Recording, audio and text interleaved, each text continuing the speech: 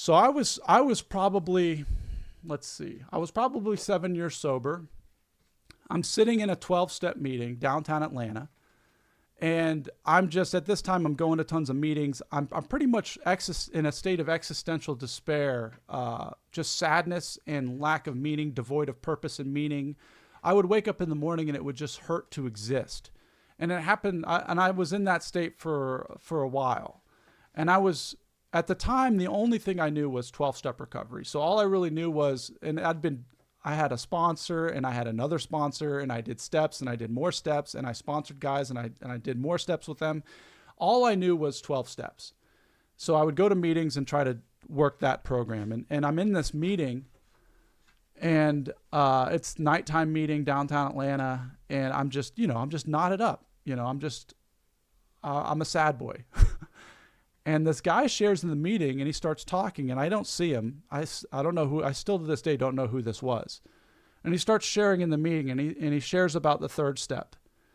And he shares, the third step is made a decision to turn our will and our life over to the care of this power or over to the care of God as we understood him.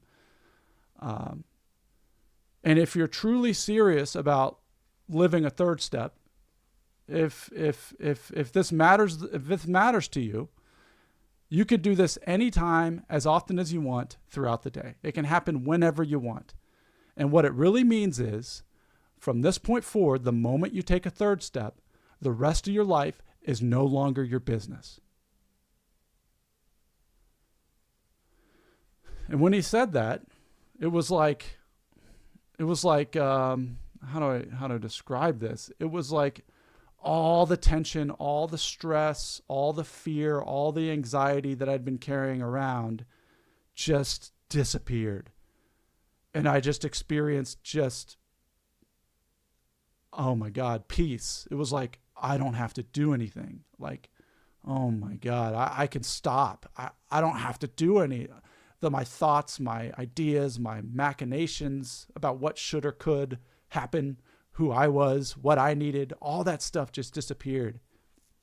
And I sat in that meeting and I was just like, oh, it was like I could breathe for the first time, or like it was like I hadn't been able to breathe and I was able to breathe.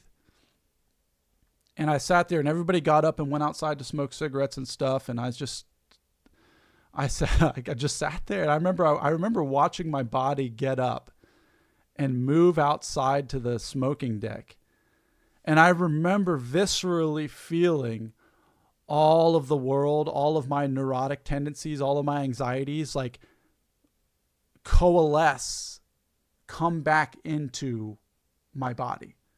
And by the time I was on the porch, I was just like, people are scary. I need to get home. I need to make sure I exercise tomorrow. It was like all the stuff started going again. So when I first heard this message, which was your life is no longer your business. When I first heard that message, it only lasted like 15 minutes. It wasn't until later that I started really trying to live and learn and exist in a state of, that's what ended up bringing me to non-duality was, through my pursuit of, I needed to figure out how to get back there. Like, it's obviously not normal to wake up hurting to exist, but at the time you don't know that. So